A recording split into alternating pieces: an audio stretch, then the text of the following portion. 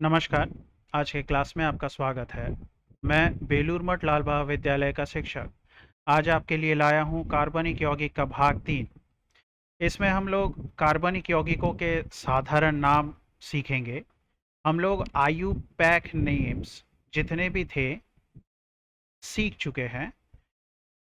अब साधारण नाम सीखेंगे ताकि आयुपैक नाम के साथ हमारा साधारण नाम मिक्स होके कोई कंफ्यूजन क्रिएट ना हो। मैंने बहुत बार देखा है स्टूडेंट्स कंफ्यूज हो जाते हैं। एग्जाम में अगर पूछा जाए आयुपैक नाम लिखिए तो साधारण नाम कई बार लिख के आ जाते हैं, या तो फिर साधारण नाम की जगह पे आयुपैक नाम लिख के आ जाते हैं।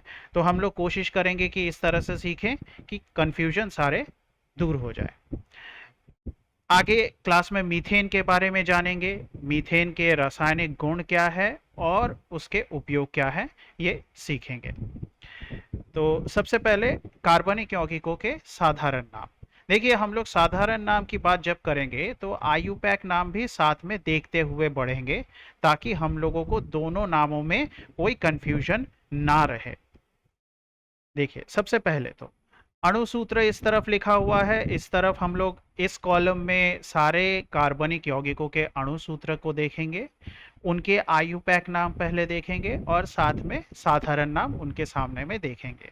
कोशिश कीजिएगा कि इसी समय क्लास में बैठे बैठे आपके दिमाग में ये साधारण नाम बैठ जाए, इसलिए थोड़ा ध्यान से सुन लीजिएगा। देखिए, सबसे पहले तो अणु सूत्र हम लोगों को यहाँ पे जो दिया गया है वो क्या है? ये है मीथेन, ये इथेन, ये है प्रोपेन। जाहिर सी बात है, मैंने जब इसका नाम लिया तो वो कौन सा नाम लिया? आयुपैक नाम लिया। तो मीथेन है, इथेन है, प्रोपेन है। आपको देख के समझ में आ गया होगा। मीथेन, इथेन, प्रोपेन हम लोगों के एल्केन ग्रुप का, एल्केन समजातीय श्रेणी के ये सदस्य हैं और जिसका साधारण फॉर्मूला यानी साधारण सूत्र है CnH2n+2। यही वाला सूत्र इन सभी को पालन करना होता है। अब यहाँ पे हमारे लिए एक बहुत सुविधाजनक बात यह है कि जितने भी एल्केन हैं उनके आयुपैक नेम और साधारण यानी कॉमन नेम्स वो सारे के सारे एक ही है।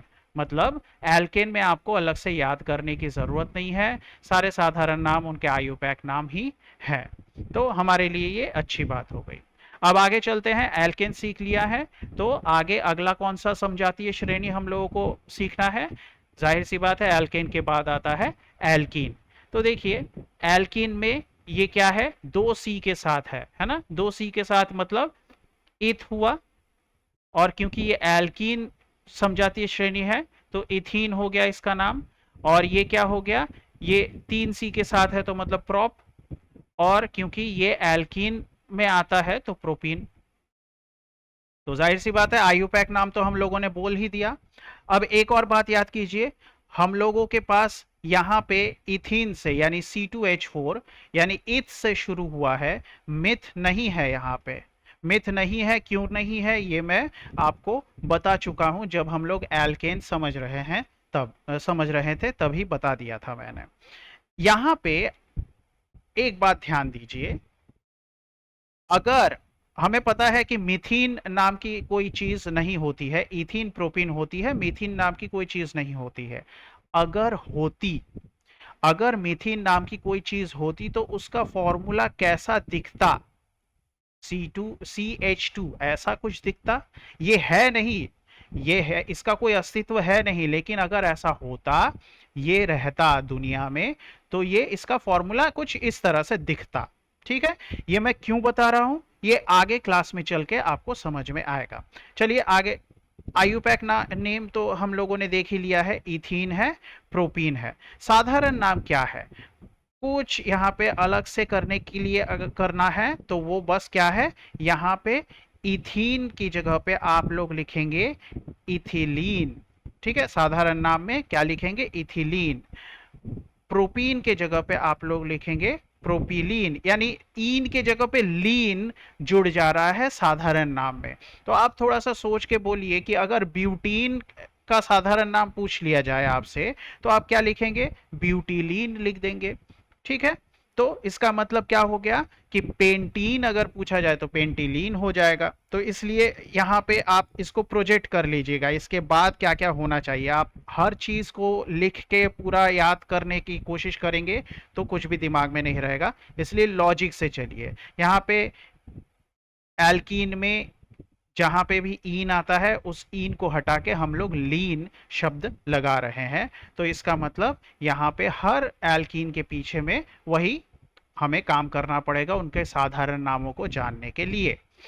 तो इथिलीन, प्रोपिलीन, ब्यूटिलीन, आगे अगर चले तो पेंटिलीन, और आगे चले तो इस तरह से हम लोग आगे बढ़ सकते हैं। अब अगला, हमने एल्केन देख लिया, एल्कीन देख लिया, अगला जाहिर सी बात है एल्काइन होगा। ठीक है, एल्काइन होगा। यहाँ पे भी इथ से ही बातें शुरू होंगी। हमने पहले ही सीख लिया है कि यहाँ पे मिथ का कोई अस्तित्व नहीं है, इथ से ही बातें शुरू होगी। ठीक है, इथ और प्रॉप। अब आयुपैक नेम इसका क्या होना चाहिए? ये एल्काइन ग्रुप है तो इथाइन, प्रोपाइन। अब साधारण नाम, ये वाला साधारण नाम थोड़ा सा आपको याद कर लेना पड़ेगा। ठीक है, इसको बोलते हैं एसिटिलीन, इसको बोलेंगे इथाइन को क्या बोलेंगे? एसिटिलीन बोलेंगे। और प्रोपाइन को हम लोग बोलेंगे मिथिल एसिटिलीन। ठीक है, ये दो नाम आप याद कर लीजिएगा, नहीं तो कंफ्यूजन रहती है।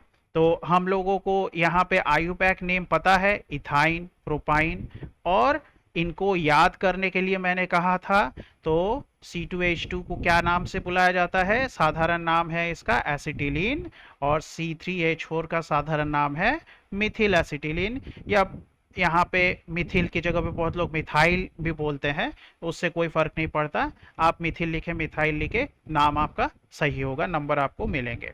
ठीक है, तो यहाँ पे ethyne, propyne, acetylene, Mithil acetylene. ठीक है, तो इतना आपको याद रखना पड़ेगा। अब आगे बढ़ते हैं। तो ये हो गया हमारा अल्कोहल आ गया है ना। ये फंक्शनल ग्रुप यानी क्रियात्मक समूह कौन सा है? OH वाला क्रियात्मक समूह अल्कोहल का है। तो हम लोगों ने अल्कोहल के आयुपैक नेम जब सीखे थे तो क्या लगाया था?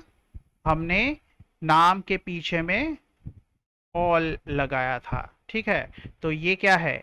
ये मिथ है तो मिथनॉल। ये क्या है?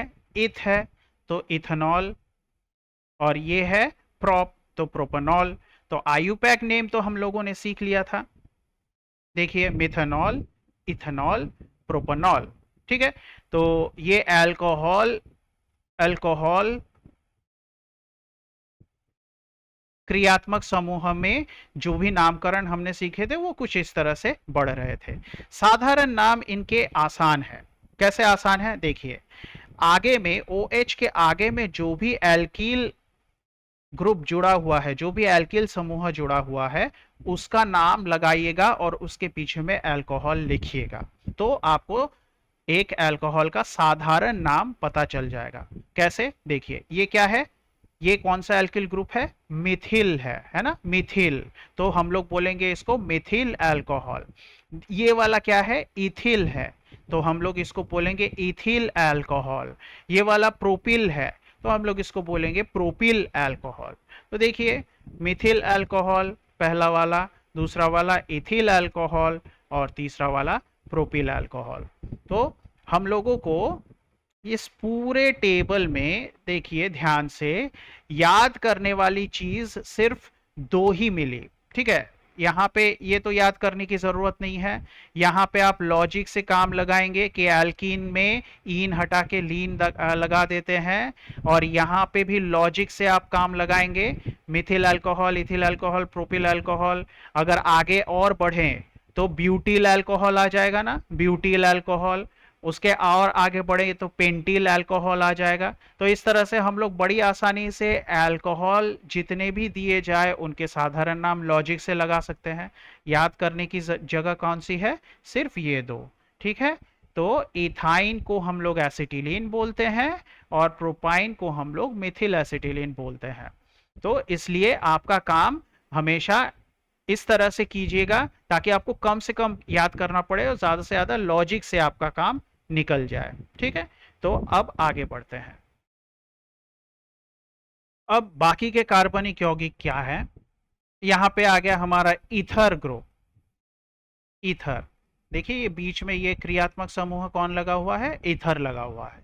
इनके नामकरण हम लोगों ने कैसे करना सीखा था? आयुपैक नामकरण हम लोगों ने सीखा था कि इन दोनों तरफ के एल्किल में से हम लोगों को छोटा वाला एल्किल ढूंढना है, उसका एल्कोक्सी लिखना है और फिर दूसरे वाले एल्किल का एल्केन नाम लिखना है। उदाहरण यहां पे देखिए, ये एक एल्किल ग्रुप है, ये एक एल्किल ग्रुप है, इन दोनों में छोटा कौन है? ये है। तो इसका एल्कोक्सी बनाना है, यानी मीथॉक्सी हो गया। पिछले क्लास में हम लोगों ने ये सीखा था अच्छे से, मीथॉक्सी हो गया। और दूसरा वाला जो एल्किल है, इसका इथेन, इसके ये इथिल है, तो इसका बना देंगे हम एल्केन, यानी इथिल का हो गया इथेन। तो ये हो गया क्या? पूरे यौगिक का नाम मिथॉक्सी इथेन। अब इधर दोनों ही पहले वाले यौगिक में दोनों ही एल्किल एक ही है, तो इनको क्या लिखेंगे? इन दोनों में से किसी को भी पहले कर देंगे, तो या तो ये या तो ये, कोई भी हो, लिखना तो हमें मिथॉक्सी ही है। और अगला वाला वो मिथिल है तो मीथेन लिख देंगे, तो मिथॉक्सी मीथेन, तो इसका नाम हो गया मिथॉक्सी मीथेन। अब यहाँ पे लास्ट वाले में इन दोनों में छोटा कौन है? इथिल छोटा है, तो इथिल छोटा है तो हम लोग इसका एल्कोक्सी बनाएंगे, यानी इथॉक्सी। और ये क्या है? ये प्रोपिल है, तो इसका एल्केन वाला पार्ट लिखेंगे, यानी प्रोपेन बना देंगे। तो ये क्या हो गया? इथॉक्सी प्रोपेन हो गया। तो देखिए आयुपैक नेम हम लोगों ने ये तो पिछले ही भाग में सीख लिया था, methoxy methane, methoxy ethane, ethoxy propane. साधारण नाम कैसे लिखते हैं तो वो देख लेते हैं। इसमें एक लॉजिक है, वो लॉजिक समझ जाइएगा। इन सब के ये जितने भी सूत्र हैं, इसके बाद जितने भी आएंगे वो सब आपके लिए साधारण नाम में आसान हो जाएंगे। ये वाला उदाहरण देखिए, इन दोनों एल्किनों में से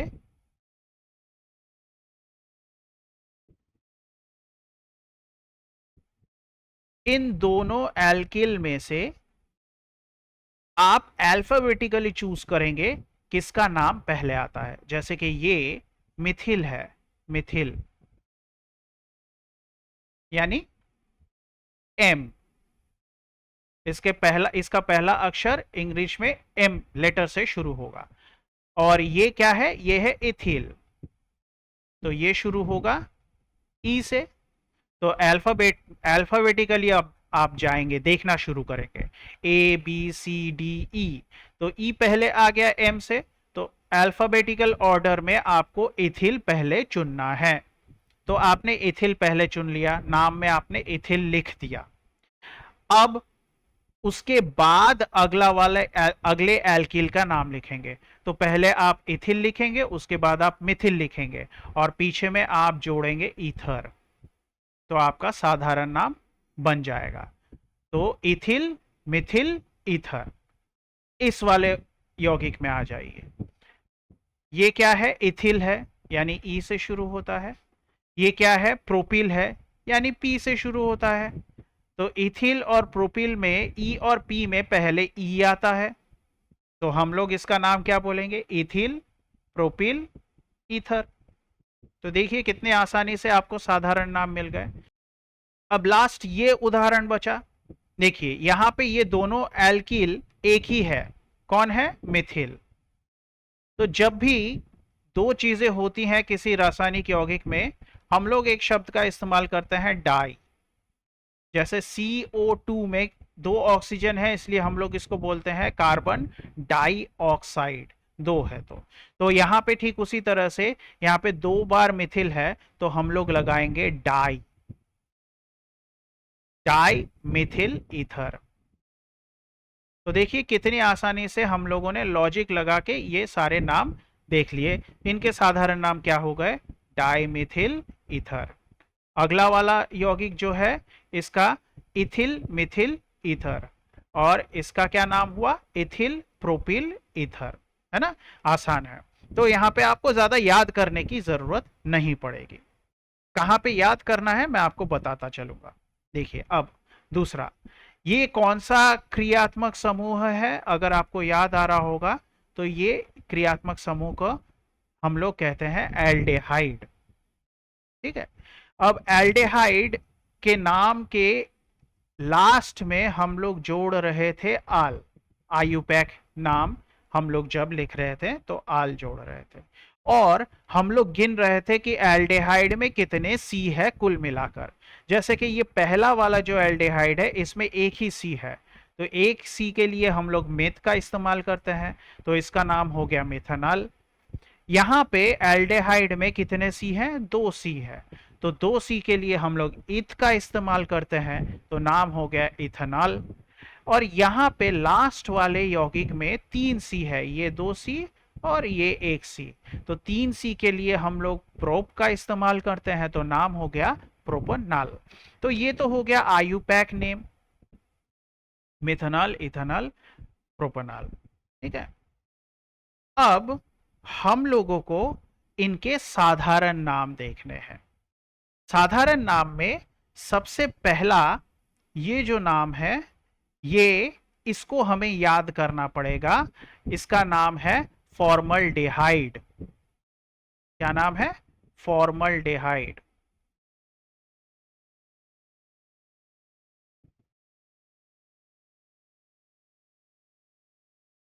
ठीक है, तो एल्डेहाइड वो कार्बनिक यौगिक है जिसके साधारण नाम हमें थोड़े से याद रखने पड़ेंगे।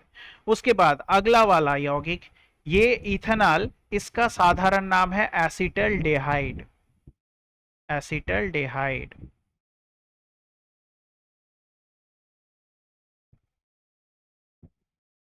और ये है प्रोपियोनल्डेहाइड।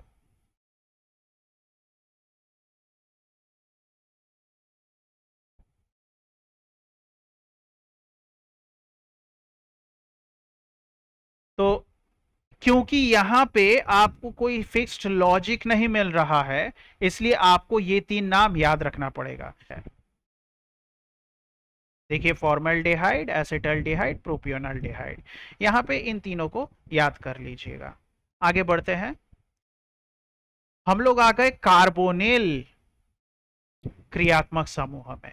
कार्बोनिल क्रियात्मक समूह के नामों के आखिर में आपको याद रखना पड़ेगा कि ऑन लगता था। आयुपैक नाम जब हम लोग सीख रहे थे मैंने तभी बताया था आपको। ठीक है, तो ऑन लगता है और नामकरण इजी है। देखिए, आपको बस गिनना है कितने सी है। यहाँ पे कितने सी दिख रहे हैं आपको, तीन सी दिख रहे हैं, तो आप इसका नाम बोलेंगे प्रोपनॉन। ठीक है, तीन के लिए प्रोप लगता है, और ये कार्बोनिल ग्रुप लगा है तो ऑन लगता है, तो प्रोपनॉन। यहां पे कितने सी है, एक, दो, तीन और चार, यानी चार सी है, तो इसका नाम क्या हो गया, ब्यूटेनॉन हो गया। ठीक है, तो ये आसान है। तो आपके आयुपैक नेम में आपको बस पता होना चाहिए कि ऑन लगता है और सी कितने हैं वो गिनने पड़ते हैं। तो आयुपैक नेम जाहिर सी बात है बहुत इंपॉर्टेंट है, आपको पता होने चाहिए, प्रोपेनॉन, ब्यूटेनॉन। अब आगे साधारण नाम इनका कैसे लिखें, तो साधारण नाम लिखने के लिए देखिए फिर से आपको अल्फाबेटिकल ऑर्डर देखना पड़ेगा। यहाँ पे ध्यान दीजिए, ये जो कार्बोनिल ग्रुप है, याद कीजिए इसको हम लोग ऐसे भी लिखते थे, यहाँ पे एक एल्किल है, यहाँ पे दूसरा एल्किल है। ये दोनों एल्किल एक ही एल्किल हो सकता है, जैसे कि यहाँ पे मिथिल है, यहाँ पे मिथिल है, या तो फिर अलग अलग एल्किल भी हो सकते हैं, जैसे कि यहाँ पे मिथिल है और यहाँ पे इथिल है। देखिए यहाँ पे डैश देके मैंने दिखाया है। अब ऐसी हालत में जब एल्किल दोनों अलग हैं तो कैसे नाम लिखें, तो हम लोगों का वही पुराना तरीका जो हमने ईथर में देखा था, अल्फाबेटिकल ऑर्डर चुनना पड़ेगा। तो हम लोग देखेंगे मिथिल का एम या इथिल का ई, दोनों में से ए बी सी डी में पहले कौन आता है, ई आता है, तो हम पहले बोलेंगे इथिल। ठीक है, तो इथिल बोल दिया। उसके बाद हम लोग बोलेंगे मिथिल, तो इथिल मिथिल, और ये पूरा का पूरा कौन सा समजातीय श्रेणी है आपको याद है? कार्बोनिल ग्रुप कौन सा समजातीय श्रेणी बनाता है? कार्बोनिल ग्रुप कीटोन बनाता है, कीटोन समजातीय श्रेणी। तो हम लोग इसका नाम लिखेंगे इथिल मिथिल कीटोन। ठीक है, तो इथिल मिथिल कीटोन।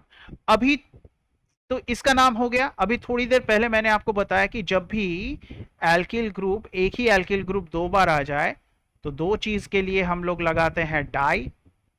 तो यहां पे हो गया डाई मिथिल, और जाहिर सी बात है ये समजातीय श्रेणी किसकी है? कीटोन की। तो डाई मिथिल कीटोन। ठीक है, तो प्रोपेनॉन का साधारण नाम क्या है? डाइमिथिल कीटोन। ब्यूटेनॉन का साधारण नाम क्या है? Ethyl Mithil ketone. अब एक छोटी सी एडवाइस, अगर कभी भी आपको एग्जाम में इस तरह से सवाल पूछा जाए कि प्रोपेनॉन का साधारण नाम लिखिए या ब्यूटेनॉन का साधारण नाम लिखिए, या तो फिर किसी भी यौगिक का साधारण नाम देके आयुपैक नाम पूछा जाए, या तो फिर इसका उल्टा भी पूछा जा सकता है, आयुपैक नाम दे दिया, साधारण नाम पूछा है, तो सबसे पहले यौगिक के सूत्र को आप लिखेंगे। लिखने के बाद आप उसके साधारण नाम या आयुपैक नाम लिखेंगे। अगर आप ऐसा नहीं करेंगे तो आप गलती कर बैठेंगे। जैसे कि मैं आपको दिखाता हूं, देखिए आपको पूछा गया है प्रोपेनॉन, तो आप डाई मिथिल कीटोन तभी लिख पाएंगे जब आप सूत्र लिख रहे हैं। ठीक है, जब आप इस सूत्र को ठीक से फैला के लिख रहे हैं तभी आपके आंखों के सामने में दो मिथिल दोनों तरफ इस तरह से जुड़े हुए आएंगे, और तब आप लिखेंगे, आप लॉजिक लगा के आप लिख पाइएगा कि डाइमिथिल कीटोन है। नहीं तो आपको याद रखना पड़ेगा प्रोपेनॉन यानी डाइमिथिल कीटोन, ब्यूटेनॉन यानी इथिल मिथिल कीटोन। इस तरह से याद रखना कोई ये बात नहीं है, ये कोई समझदारी वाली बात नहीं है। इसलिए आप हमेशा जो भी आपको नाम दिया जाए, वो चाहे साधारण नाम दे दे, आपको बोला जाए डाइमिथिल कीटोन का आयुपैक नाम लिखिए, आप पहले उसका फॉर्मूला लिख लीजिए और फिर उसमें से आयुपैक नाम आप निकाल लीजिए। तो इसलिए आपकी पढ़ाई आसान हो जाएगी। लेकिन आप अगर ये नहीं करेंगे तो हर चीज आपको याद करते हुए चलना पड़ेगा, जो कि बहुत ही मुश्किल है, और वो साइंस पढ़ने के लिए बिल्कुल भी उपयुक्त नहीं है वो तरीका। तो देखिए,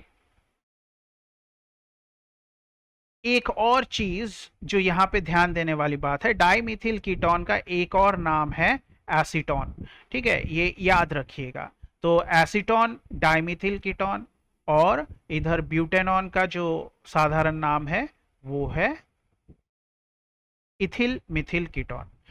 तो आपके लिए याद यहां पे ये चीज बिल्कुल रहनी चाहिए कि प्रोपेनॉन को ही एसीटोन बोलते हैं, और फिर उसका फॉर्मूला क्या है वो भी याद रहना चाहिए। ठीक है, तो अब अगले जो यौगिक है वो है हमारे कार्बोक्सिलिक एसिड वाले यौगिक। ठीक है, कार्बोक्सिलिक एसिड का हम लोग उदाहरण देखेंगे कि इनका आयुपैक नाम और साधारण नाम क्या है। देखिए, हम लोगों ने आयुपैक नाम सीखते समय हम लोगों ने नाम के पीछे में लगाया था ओइक एसिड, लगाया था ओइक एसिड। तो हम लोग ओइक एसिड लगाएंगे और सी कितने हैं गिनेंगे। यहां पे कितने सी दिख रहे हैं आपको? एक ही सी दिख रहे हैं। तो आप क्या बोलेंगे, इसका नाम क्या है? मिथेनोइक एसिड, है ना। एक सी के लिए मिथ, तो मिथेनोइक एसिड हो गया। अब यहां पे देखिए, यहां पे कितने सी है? एक, दो, दो सी है, तो हम लोग बोलेंगे इथेनोइक एसिड। तो आयुपैक नाम तो बहुत आसान है, मिथेनोइक एसिड, इथेनोइक एसिड। ठीक है, इसके साधारण नाम आपको सीधा सीधा याद रखना पड़ेगा। इसको फॉर्मिक एसिड कहते हैं, इसको एसिटिक एसिड कहते हैं। ठीक है, ये एकदम अच्छे से याद कर लीजिए, फॉर्मिक एसिड, एसिटिक एसिड। तो देखिए यहाँ पे याद करने लायक चीजें कौन कौन सी हैं। यहाँ पे थोड़ी ज्यादा चीजें आपको याद करनी पड़ेंगी। ये याद करना पड़ेगा पूरा, फॉर्मेल्डिहाइड, एसिटल्डिहाइड, प्रोपियोनल्डिहाइड, इन लोगों को याद करना पड़ेगा। एल्डिहाइड ग्रुप में कौन कौन सा साधारण नाम किसका है, ये याद रखना पड़ेगा। आप एक चीज नोट करेंगे कि फॉर्मल्डिहाइड ये केवल वहीं पे होता है जब एक H ही बस कार्यकारी मूलक के साथ जुड़ता है। तो ये एक लॉजिक आपके दिमाग में रखिएगा। फॉर्मल्डिहाइड, फॉर्मिक एसिड, देखिए सिर्फ एक H क्रियात्मक समूह के साथ जुड़ा हुआ है, ठीक है। और एसिटल्डिहाइड, इसमें भी एक लॉजिक आपका लगता है कि सिर्फ CH3 यानी मिथिल ही कार्यकारी समूह के साथ जुड़ता है। एसिटिक एसिड, एसिटल्डिहाइड, तो ये थोड़ा सा आपके लिए सुविधाजनक है, तो थोड़ा सा यहाँ पे दिमाग पे एक नोट बना लीजिएगा। और ये तो सीधा सीधा प्रोपियोनल्डिहाइड, ये इसको याद रखना है। यहाँ पे एसीटोन को याद रखिएगा, प्रोपेनॉन का ही ये है एसीटोन, ठीक है। यहाँ पे याद रखने के साथ साथ ये भी कर सकते हैं आपकी, देखिए मिथिल, मैंने अभी आपको बोला कि ये मिथिल जो है ये एसिड नाम के साथ जुड़ जाता है, देखिए एसिड एसिड है ना। यहाँ पे भी देखिए एसिटिक एसिड का एसिड, तो ये जो मिथिल ग्रुप है ये ही आपका एसिड लेता है, तो इसलिए ये आप दिमाग में रखिएगा। और लास्ट में ये फॉर्मिक एसिड, एसिटिक एसिड। तो साधारण नाम अच्छे से पढ़ लीजिएगा। साधारण नाम मैं आपको यही बोलूंगा कि साधारण नाम वाले लेसन तक पहुंचने से पहले आप आयुपैक नाम एकदम अच्छे से कीजिए, फिर यहाँ पे आके इसकी तैयारी कीजिए। जब तक यहाँ पे ये मजबूत नहीं है आपका, उसके साथ साथ आप ये पढ़ना शुरू करेंगे तो पूरा मिक्स हो जाएगा। इसलिए आप पहले इसको अच्छे से तैयार कीजिए और फिर यहाँ पे इसको जोड़िए अपने नॉलेज में, ठीक है। तो आइए आगे बढ़ते हैं और देखते हैं मीथेन के बारे में क्या क्या हम लोग सीख सकते हैं। देखिए मीथेन प्रकृति में सबसे ज्यादा हमें मिलता है पेट्रोलियम, जब भी हम लोग बाहर निकालते हैं। आपको पता है कि जो पेट्रोलियम है उसको कैसे निकाला जाता है, उसको जमीन के नीचे से निकाला जाता है। तो पेट्रोलियम प्रोडक्ट जितने भी निकलते हैं उनके साथ साथ गैस भी बाहर आ जाते हैं। और जो पेट्रोलियम प्रोडक्ट के साथ जो गैस बाहर आता है उस गैस को हम लोग बोलते हैं नेचुरल गैस यानी प्राकृतिक गैस। और ये प्राकृतिक गैस का 80%, प्राकृतिक गैस का 80%, 80% मीथेन रहता है।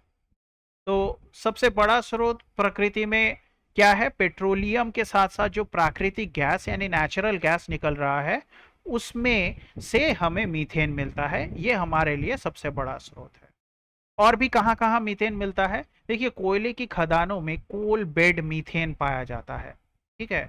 वो पत्थरों के बीच बीच में, कोयले के बीच बीच में जो गैस फंसी हुई रहती है वो है कोल बेड मीथेन। असल में वहां पे भी नेचुरल गैस ही रहती है, तो वहां पे मैक्सिमम अमाउंट नेचुरल गैस का वो कोल बेड मीथेन ही है।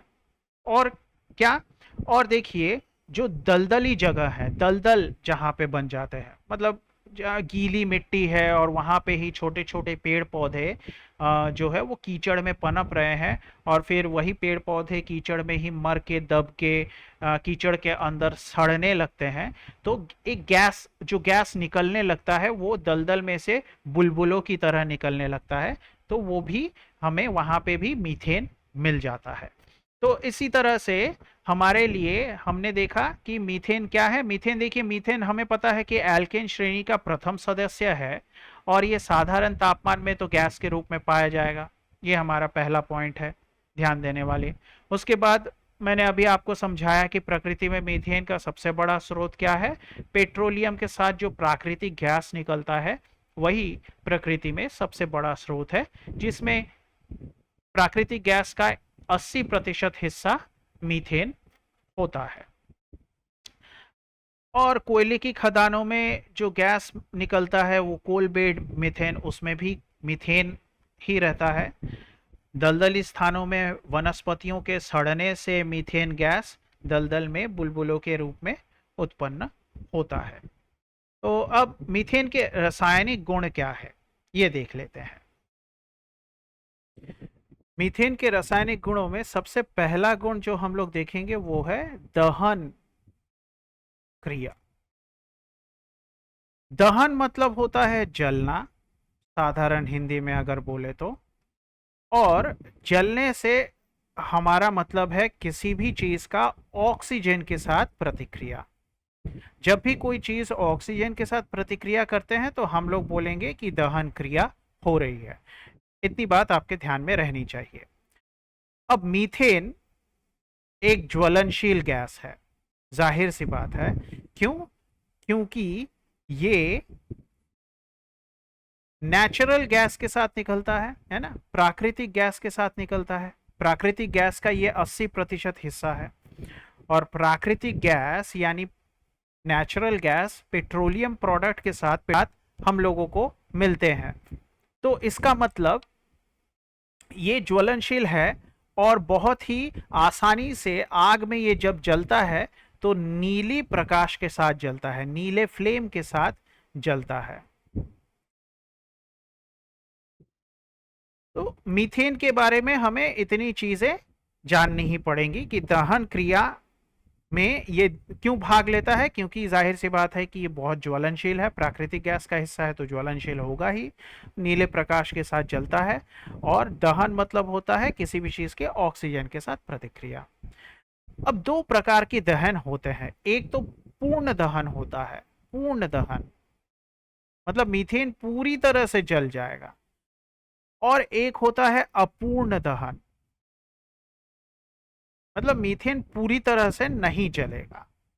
अब देखिए, हमने अभी थोड़ी देर पहले देखा कि दहन मतलब होता है ऑक्सीजन के साथ प्रतिक्रिया। तो अगर पूर्ण दहन होगा तो मतलब ऑक्सीजन ज्यादा इसके साथ प्रतिक्रिया करेगा। और अपूर्ण दहन होगा तो ऑक्सीजन पूरी रूप से इसके साथ प्रतिक्रिया नहीं करेगा, पूर्ण रूप से प्रतिक्रिया नहीं करेगा। यहां पे पूर्ण रूप से ऑक्सीजन की प्रतिक्रिया हो रही है। ठीक है। अब जब भी ऑक्सीजन मीथेन के साथ पूर्ण रूप से प्रतिक्रिया करेगा तो मीथेन के अंदर जितने भी लोग हैं, देखिए ध्यान से, मीथेन के अंदर कौन कौन से परमाणु हैं? कार्बन का परमाणु है और हाइड्रोजन का परमाणु है। तो मीथेन के अंदर ये जो कार्बन का परमाणु है ये भी पूरी तरह से ऑक्सीडाइज, यानी इसका क्या हो जाएगा? ऑक्सीडेशन हो जाएगा, ऑक्सीकरण हो जाएगा। और हाइड्रोजन जितने भी है इनका भी पूरी तरह से ऑक्सीडेशन यानी ऑक्सीकरण हो जाएगा। तो इसका मतलब पूर्ण दहन में मीथेन का ऑक्सीजन के साथ जो प्रतिक्रिया हम दिखाएंगे उसमें कार्बन डाइऑक्साइड और पानी को बनना ही है। ठीक है। अब इस प्रतिक्रिया को हम लोग संतुलित करते हैं। संतुलित करना सीखना है तो रासायनिक गणना वाले लेसन में देखिएगा, मैंने बहुत ही विस्तारित रूप से आपको संतुलित करना सिखाया है। यहाँ पे जाहिर सी बात है, संतुलित करना है तो आपको द्विपरमाणविक अणुओं को ढूंढ लेना है और उनको देखना है कि जोड़ संख्या में है या नहीं है। तो देखते हैं, इस तरफ कार्बन तो द्विपरमाणविक अणु नहीं है, हाइड्रोजन देखिए द्विपरमाणविक अणु है और ऑक्सीजन भी द्विपरमाणविक अणु है। तो शुरू हम वहीं से करते हैं। देखिए हाइड्रोजन इस तरफ 4 है, इस तरफ कितने हैं? इस तरफ 2 ही हाइड्रोजन है। तो हाइड्रोजन को 4 बनाने के लिए हमें यहाँ पे 2 लिखना पड़ेगा। जैसे ही यहाँ पे 2 लिखा गया तो ऑक्सीजन भी दुगना हो गया है ना। पहले तो एक H2O था तो एक ही ऑक्सीजन था, अभी 2 H2O हैं तो 2 ऑक्सीजन हो गए। तो 2 ऑक्सीजन इधर हो गए, 2 ऑक्सीजन इधर है, तो 2 और 2 कितने हो गए? 4 ऑक्सीजन हो गए। लेकिन इधर तो 2 ही ऑक्सीजन लिखा है तो इसको हम लोग कर देंगे 4। 2 यहाँ पे लिखेंगे तो कुल मिला के ऑक्सीजन का नंबर हो जाएगा 4। तो अब दोनों तरफ देखिए परमाणुओं की संख्या बराबर है, एक ही कार्बन है यहाँ पे भी एक ही कार्बन है। यहाँ पे 4 हाइड्रोजन है, इधर 4 हाइड्रोजन है और इधर 4 ऑक्सीजन है। तो यहाँ पे 2 और यहाँ पे 2 यानी 4 ऑक्सीजन है। तो पूर्ण दहन में ऑक्सीजन के साथ जो प्रतिक्रिया होगी वो मीथेन की इस तरह से होगी जिसमें ऊर्जा भी निकलेगी, है ना। तो गैस ये ईंधन के रूप में क्यों इस्तेमाल होता है? क्योंकि इसके दहन में ऊर्जा निकलती है, इसलिए ये मीथेन एक बहुत अच्छा ईंधन के रूप में इस्तेमाल किया जा सकता है। अच्छा, अपूर्ण दहन में आ जाते हैं। अपूर्ण दहन भी ऑक्सीजन के साथ ही प्रतिक्रिया है, लेकिन ये ऑक्सीजन पूरी तरह से इनको ऑक्सीडाइज यानी ऑक्सीकृत नहीं करेगा। तो क्या होगा, फर्क यहां पे आएगा। यहां पे देखिए कार्बन डाइऑक्साइड बना है, अपूर्ण दहन में ये पूरी तरह से ऑक्सीकृत नहीं होगा, सिर्फ कार्बन मोनोऑक्साइड ही बनेगा, लेकिन पानी यहां पे भी बनेगा। ठीक है, तो यहां पे पानी भी बनेगा, ऊर्जा भी बनेगी। फर्क इतना ही होगा सिर्फ कि कार्बन डाइऑक्साइड नहीं बना, अपूर्ण दहन में सिर्फ कार्बन मोनोऑक्साइड बन के रह गया। अब इसको संतुलित करते हैं, ध्यान से देखिए। हमने फिर से वही करना है जो द्विपरमाणविक अणुओं के लिए हम लोग संतुलित करते समय करते हैं। जहां पे भी द्विपरमाणविक अणु दिखे उसको हमें जोड़ संख्या में बदलना है। अगर कहीं पे बेजोड़ संख्या में वो बैठे हैं तो देखिए यहाँ पे हाइड्रोजन द्विपरमाणविक अणु है, लेकिन हाइड्रोजन की संख्या क्या है, 4, तो ये जोड़ संख्या में है। ऑक्सीजन भी जोड़ संख्या में है। यहाँ पे ऑक्सीजन जोड़ संख्या में है क्या, नहीं है। तो यहाँ पे ऑक्सीजन अगर जोड़ संख्या में नहीं है तो यहाँ पे 2 बैठा देंगे। ठीक है, अब करते हुए चलेंगे। देखिए यहाँ पे जैसे ही 2 बैठ गया तो इस बात का ध्यान रखेंगे कि इस तरफ भी बैलेंस होना चाहिए। तो इस तरफ जैसे ही 2 बैठा, ऑक्सीजन दुगना हुआ तो कार्बन भी तो दुगना हो गया, तो कार्बन दुगना हुआ तो हम लोग यहाँ पे 2 बैठा देंगे। जैसे ही यहाँ पे 2 बैठा दिया तो मीथेन पूरा का पूरा डबल हो गया। मीथेन डबल होना मतलब कार्बन का तो डबल होगा ही, हाइड्रोजन भी डबल होगा। यानी हाइड्रोजन पहले 4 थे, अभी हो गए 8। तो इसका मतलब हमें यहाँ पे हाइड्रोजन को 8 कर लेना पड़ेगा। तो ये जैसे ही यहाँ पे 4 बैठाया, हाइड्रोजन संतुलित हो गया, लेकिन ऑक्सीजन भी तो 4 बन गए। तो कुल मिला के देखिए अब ऑक्सीजन इधर कितने हैं, इधर 4 और ये 2 ऑक्सीजन है 6। तो कुल मिला के यहाँ पे 6 ऑक्सीजन है, लेकिन इस तरफ कितने ऑक्सीजन है, सिर्फ 2। तो इसको 6 कैसे बनाएंगे, यहाँ पे 3 लिखेंगे। ठीक है, तो देखिए अपूर्ण दहन में भी हमें ऊर्जा तो मिलती ही है, और थोड़ा ही डिफरेंस है। डिफरेंस क्या है, कार्बन मोनोऑक्साइड बनता है। संतुलित यहाँ पे जैसे भी किया है, ये आराम से अगर आपको संतुलित करना आता है तो आपको बस इतना ही याद रखना पड़ेगा दहन क्रिया में कि अपूर्ण दहन हुआ तो कार्बन मोनोऑक्साइड और पानी बनेगा, और पूर्ण दहन हुआ तो कार्बन डाइऑक्साइड और पानी बनेगा। आपको बस इतना याद रखना है, मीथेन के का दहन यानी मीथेन के साथ ऑक्सीजन मिलाया तो पानी तो बनना ही है। पूर्ण कहा गया है तो कार्बन डाइऑक्साइड, और अपूर्ण कहा गया है तो कार्बन मोनोऑक्साइड। जो भी है पहले लिख लीजिएगा, उसके बाद संतुलित कीजिएगा। संतुलित करना अगर सीखना है तो आप मेरा इसके पहले जो भाग आया था रासायनिक गणना में वो देख लीजिए, उसमें मैंने आपको अच्छे से संतुलित कैसे करते हैं सिखाया है। तो यहाँ पे दहन क्रिया हमें पता है, मीथेन एक ज्वलनशील गैस है और ये वायु में नीले प्रकाश के साथ जलता है। और पूर्ण दहन क्रिया हमने देख ही ली है कि मीथेन और ऑक्सीजन मिला तो कार्बन डाइऑक्साइड और पानी बनेगा, और साथ में ऊष्मा भी बनेगी। अपूर्ण दहन में मीथेन और ऑक्सीजन के मिलने पर कार्बन मोनोऑक्साइड और पानी बनता है और ऊष्मा भी बन जाएगी। ठीक है, अब आगे बढ़ते हैं। अब दहन क्रिया हमने सीख ली, दहन क्रिया हमने सीख ली। अब हम लोग देखते हैं प्रतिस्थापन क्रिया। प्रतिस्थापन यानी सब्स्टिट्यूशन, मतलब होता है एक चीज को, मान लीजिए कि कोई एक चीज यहां पे है, इसको हटाकर इसकी जगह पे कोई दूसरी चीज लाके बैठा देना, उसको बोलते हैं प्रतिस्थापन क्रिया। मीथेन की प्रतिस्थापन क्रिया कैसे होगी देखिए। सबसे पहले तो मीथेन एक संतृप्त हाइड्रोकार्बन है।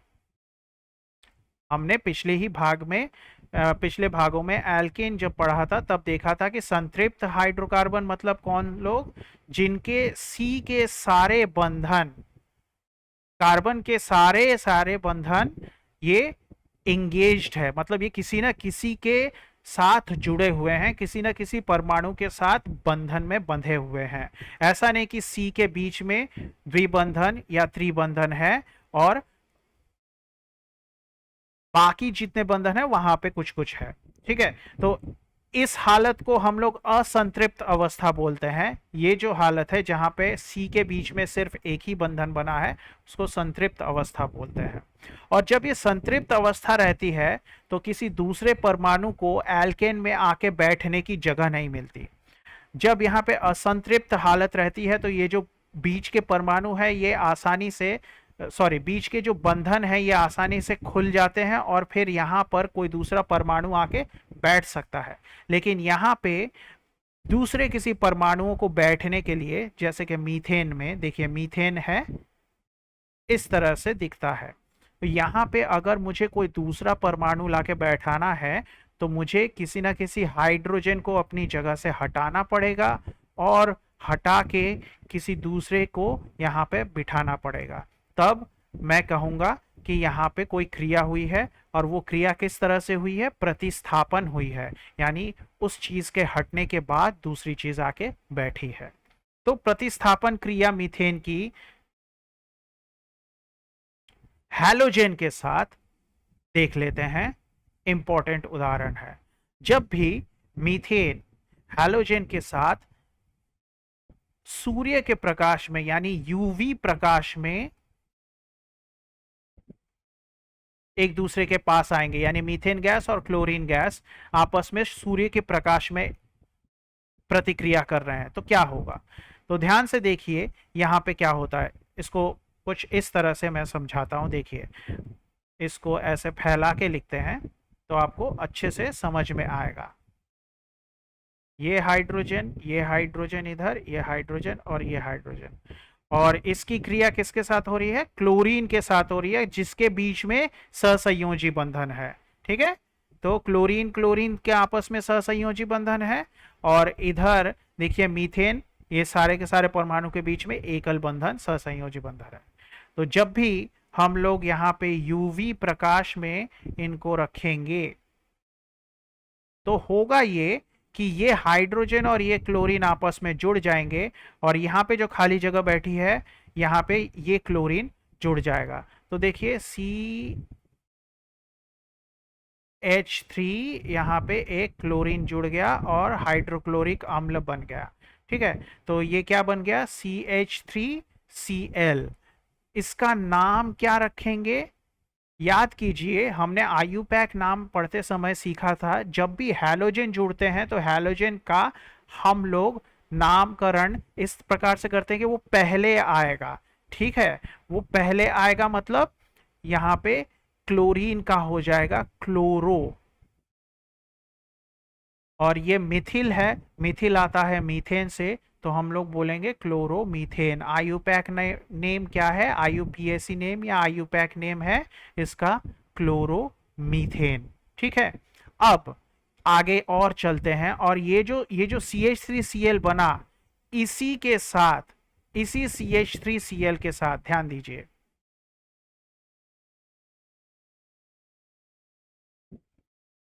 ये जो चीज है इसको थोड़ा सा घुमा के लिखते हैं। मान लीजिए घुमा के ये जो H है इस तरफ हमने दिखाया, और फिर से सूरज का प्रकाश उपस्थित है और क्लोरीन गैस भी घूम रहा है, और ये धीरे धीरे इसके साथ मिक्स होता जाएगा। देखिए अभी सूर्य का प्रकाश यहाँ पे है, यूवी प्रकाश यहाँ पे है, तो क्या होगा? देखिए फिर से ये हाइड्रोजन और क्लोरीन आपस में मिल जाएंगे, हाइड्रोक्लोरिक अम्ल बन जाएगा, और यहाँ पे C के साथ 2 क्लोरीन आ जाएंगे और यहाँ पे 2H, इस तरह से। ठीक है, तो 2 क्लोरीन। अब देखिए 2 क्लोरीन आया है, और ये जो C था, ये CH है, ये मीथेन से निकला है ना, ये मीथेन से हम लोग शुरू किए थे, तो 2 क्लोरीन, 2 क्लोरीन, और ये जो बचा हुआ हिस्सा है CH2, ये बचा हुआ हिस्सा कहाँ से आया था? मीथेन से आया था, तो हम लोग इसको नाम देंगे डाई क्लोरो। 2 क्लोरीन है इसलिए हम लोग बोलेंगे डाई क्लोरो। और बचा हुआ सी और एच का हिस्सा कहां से निकला था? मीथेन से, तो डाई क्लोरो मीथेन। ठीक है। अब आप लोग एक चीज ध्यान दीजिए कि यहाँ पे और दो हाइड्रोजन है, तो क्या मैं और दो बार क्लोरीन के साथ इसकी प्रतिक्रिया करा सकता हूं? बिल्कुल करा सकता हूं। तब तक करा सकता हूं जब तक यहाँ पे हाइड्रोजन है। तो इसका मतलब इसके बाद फिर से क्लोरीन के साथ प्रतिक्रिया होगी, तो क्या बन जाएगा? एक ही सी एच बचेगा और तीन क्लोरीन इस तरह से रहेंगे और एक HCl बन जाएगा। तो यहाँ पे कितने क्लोरीन है? तीन क्लोरीन है। इसको इस तरह से फैला के भी लिख सकते हैं और फैला के लिखने की जरूरत नहीं है। आशा करता हूं आपके समझ में आ गई होगी बात। तो ये तीन क्लोरीन के लिए हम लोग क्या लिखेंगे? Try chloro. Try chloro. और बाकी जो हिस्सा है ये सी एच है, ये कहां से निकल के आ रहा है? मीथेन से निकल के आ रहा है। तो हम लोग बोलेंगे ट्राई क्लोरो मीथेन। एक एच अब भी बचा हुआ है, एक और बार Cl से प्रतिक्रिया करवा देंगे तो ये एच भी निकल जाएगा। तो हमारा बचा रहेगा CCl4 और HCl। देखिए ये वाला H हटके उसकी जगह पे फिर से एक Cl आ गया। तो देखिए ये क्या बन गया? ये बन गया, कितने क्लोरीन है यहाँ पे? चार है। हम लोग बोलेंगे टेट्रा। Tetra chloro. और ये सी कहां से निकल के आ रहा है? मीथेन से निकल के आ रहा है, टेट्रा क्लोरो मीथेन। ठीक है। तो प्रतिस्थापन क्रिया आपके समझ में आ गई होगी। एक एक हाइड्रोजन हटता रहेगा। अब वो चाहे कोई भी हैलोजन हम लोग मिला है, हम लोगों ने यहाँ पे क्लोरीन का नाम लिया है, वो उसका एक कारण है क्योंकि बहुत सारे साधारण नाम भी यहाँ पे सीखने हैं हमें। आइए आगे बढ़ते हैं, देखते हैं क्या हो रहा है। देखिए प्रतिस्थापन प्रतिक्रिया। मीथेन एक संतृप्त कार्बनिक यौगिक है, जिसकी बात मैं अभी थोड़ी देर पहले कर रहा था, इसलिए इसमें प्रतिस्थापन क्रिया होती है। हमने देखा है कि प्रतिस्थापन क्रिया किस तरह से हो रही है। तो देखिए सबसे पहले प्रतिस्थापन क्रिया क्या है? CH4 के साथ Cl2 लगा और यूवी प्रकाश में एक Cl एक H को लेके हट गया और यहाँ पे CH3Cl बन गया। नाम क्या लिखा था हमने? क्लोरोमीथेन लिखा था। अब आगे ये प्रतिक्रिया रुकेगी नहीं, चलती रहेगी, क्योंकि प्रकृति में कितना मीथेन है, कितना क्लोरीन है, और वो सब सूर्य के प्रकाश की चपेट में आ गए। आप थोड़ा सा ये दिमाग में सोचिए। तो जरूरी थोड़ी ना है कि यहां पर आके प्रतिक्रिया रुकेगी, ये और भी आगे चलती रहेगी, तो इसके साथ और क्लोरीन जुड़ते रहेंगे। तो देखिए CH3Cl के साथ एक और क्लोरीन का जो अणु है वो जुड़ गया सूर्य के प्रकाश में।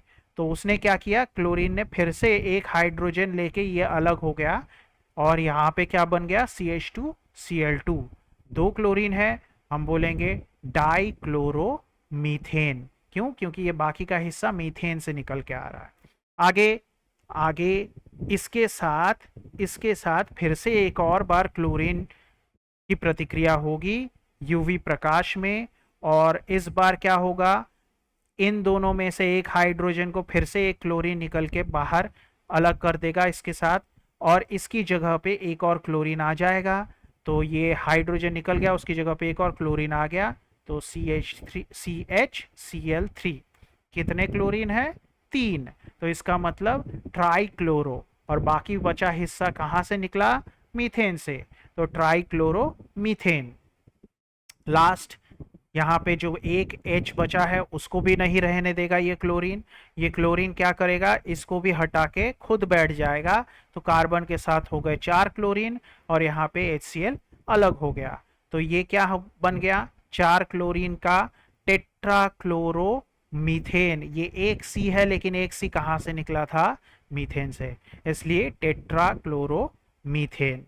अब बहुत इंपॉर्टेंट जगह, क्या? देखिए इन सब के साधारण नाम आपको जानने पड़ेंगे। ठीक है। ये क्या है? क्लोरो मीथेन है।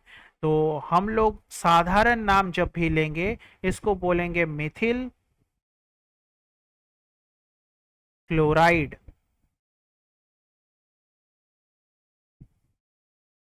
ठीक है, इसलिए मैंने आपको बोला था कि IUPAC नेम आप अच्छे से करके उसके बाद इस भाग को देखिएगा साधारण नाम के साथ, नहीं तो कंफ्यूजन होगी।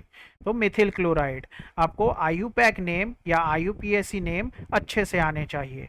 ये क्लोरोमीथेन और ये हो गया मिथिल क्लोराइड। अब यहाँ पे डाइक्लोरोमीथेन था, अब इसका नाम क्या होगा? याद कीजिए, मैंने इस भाग के शुरू में आपको बोला था अगर ऐसी कोई चीज होती, ऐसी कोई चीज है नहीं दुनिया में, लेकिन ऐसी कोई चीज होती तो हम लोग उसको बोलते मिथिलीन। और मैंने आपको बोला था कि इसी लेसन में हम लोग देखेंगे ये ज़रूरी क्यों है। तो देखिए CH2 यहाँ पे बैठा हुआ है, इसीलिए हम लोग यहाँ पे नाम लगाएंगे मिथिलीन क्लोराइड। ठीक है, ये है मिथिलीन क्लोराइड। अब इसका IUPAC नेम क्या था? ट्राइक्लोरोमीथेन। लेकिन इसका एक कॉमन नाम, एक साधारण नाम भी है, और वो क्या है? वो है क्लोरोफॉर्म। ठीक है, ये एक एनास्थेटिक है। ठीक है, इसको देने पे आदमी बेहोश हो जाता है या सुन्न पड़ जाता है कुछ देर के लिए। तो CHCl3 क्लोरोफॉर्म। और ये है क्या? IUPAC नेम क्या था इसका? टेट्राक्लोरोमीथेन। लेकिन इसको हम लोग कॉमन नाम यानी साधारण नाम हम लोग बोलेंगे कार्बन टेट्राक्लोराइड। Carbon tetrachloride. आप देखेंगे कि साधारण नाम के पीछे भी कुछ कुछ लॉजिक है। ठीक है, साधारण नाम के पीछे भी थोड़ा थोड़ा लॉजिक है, और वो लॉजिक आप पकड़ने की कोशिश कीजिए। कार्बन के साथ 4 क्लोरीन जुड़े हुए हैं, इसलिए कार्बन टेट्राक्लोराइड। ठीक है, मिथिल के साथ क्लोराइड जुड़ा हुआ है, इसलिए मिथिल क्लोराइड। मिथिलीन के साथ क्लोराइड जुड़ा हुआ है, इसलिए मिथिलीन क्लोराइड। क्लोरोफॉर्म। ठीक है, क्लोरोफॉर्म। यहाँ पे इस नाम को थोड़ा सा याद रखिए, यहाँ पे लॉजिक आप लगाने जाइएगा गलत कर दीजिएगा। तो CHCl3 यानी ट्राइक्लोरोमीथेन क्लोरोफॉर्म। ठीक है, तो इस तरह से आपका यहाँ पे मैंने आपको टेबल में सब कुछ दे दिया है। देखिए, यह है क्लोरोमीथेन, मिथिल क्लोराइड बोला जाता है। यह है डाइक्लोरोमीथेन, जिसको मिथिलीन क्लोराइड बोला जाता है। यह है ट्राइक्लोरोमीथेन, जिसको क्लोरोफॉर्म बोला जाता है। और यह है टेट्राक्लोरोमीथेन, जिसको कार्बन टेट्राक्लोराइड बोला जाता है। अब मीथेन के उपयोग कर लेते हैं। मीथेन का सबसे बड़ा उपयोग तो है ये एक ईंधन के रूप में इस्तेमाल किया जाता है, ये सबसे पहला उपयोग है। दूसरा उपयोग ये है, मीथेन से हम लोग कार्बन ब्लैक बना सकते हैं। कार्बन ब्लैक क्या है? आप एकदम साधारण भाषा में समझ लीजिए कि इससे आप कार्बन अलग कर सकते हैं। कार्बन ब्लैक उसी को बोलते हैं। तो कार्बन ब्लैक से क्या क्या बन सकता है? कार्बन ब्लैक से इंक यानी स्याही बन सकती है, जो कि प्रिंटिंग के काम आता है। ठीक है, छपाई के काम आता है। तो इससे छपाई के काम आने वाला जो स्याही है वो बन जाता है। दूसरा, इससे शू पॉलिश, जूते का जो पॉलिश है वो पॉलिश बनता है कार्बन ब्लैक से। और इससे रबर के टायर के प्रोडक्शन में भी काम लाया जाता है। ठीक है, तो ईंधन के रूप में इस्तेमाल हो जाता है। कार्बन ब्लैक बना लिया, कार्बन ब्लैक से स्याही बन जाती है छपाई के लिए, शू पॉलिश बन जाती है, रबर के टायर के प्रोडक्शन में जो उत्पादन है उसमें भी काम आता है। मीथेन से, देखिए, मीथेन को अगर वाष्प के साथ, मीथेन गैस और वाष्प आपस में एक साथ निकेल के ऊपर से भेजा जाए, निकेल के ऊपर से, एकदम गर्म निकेल के ऊपर से भेजा जाए, तो हमें कार्बन मोनोऑक्साइड और हाइड्रोजन गैस का एक मिश्रण मिलता है, जिसको हम लोग बोलते हैं सिंथेटिक गैस या संश्लेषण गैस। ठीक है, इसको संतुलित करते हैं। यहाँ पे संतुलित करने के लिए बहुत आसान है। देखिए, ये जितने भी हाइड्रोजन है ना, ये सब अलग हो गए हैं और ये ऑक्सीजन कार्बन के साथ जुड़ गया है। तो यहाँ पे ये कार्बन के साथ ऑक्सीजन जुड़ गया है और हाइड्रोजन कितने हैं, 6 है ना। तो यहाँ पे ये, तो ये इसको हम लोग बोलते हैं सिंथेटिक गैस या संश्लेषण गैस। और इसका उपयोग मुख्यतः दो चीजें बनाने में काम आती है। एमोनिया बना सकते हैं, मिथेनॉल बना सकते हैं, और भी कई सारे कार्बनिक यौगिक हम लोग बना सकते हैं। आप यही दो याद रखिएगा, एमोनिया बन सकता है सिंथेटिक गैस से, मिथेनॉल भी बन सकता है। तो मीथेन के ये सारे उपयोग हैं। तो ईंधन के रूप में मीथेन को इस्तेमाल कर सकते हैं। कार्बन ब्लैक बनाने में इस्तेमाल किया जा सकता है, जो कि छापे खाने की स्याही, रबर के टायर, जूतों के पॉलिश इसमें से बनते हैं। संश्लेषण गैस बनाने में इसका काम आता है और उस संश्लेषण गैस से एमोनिया और मिथेनॉल बनाया जा सकता है। देखिए, संश्लेषण गैस का जो उसकी जो प्रतिक्रिया थी मैंने आपको बता दी, CH4 प्लस H2O, ये जल वाष्प है। ठीक है, और फिर इसको 800 डिग्री सेल्सियस पर तपाकर इसको निकेल के ऊपर से भेजा गया, तो उससे ये सिंथेटिक गैस या संश्लेषण गैस, जिसको सिन गैस भी बोलते हैं, देखिए सिन गैस, सिंथेटिक गैस, ये भी बोला जाता है। तो इस तरह से हमारा ये भाग खत्म होता है। अगले भाग में हम लोग एल्केन के क्या, मीथेन यानी पहला जो गैस है वो पढ़ लिया। अगले भाग में हम लोग एल्कीन एल्काइन के जो पहले सदस्य हैं उनके बारे में बात करेंगे। तब तक के लिए पढ़ते रहिएगा। धन्यवाद।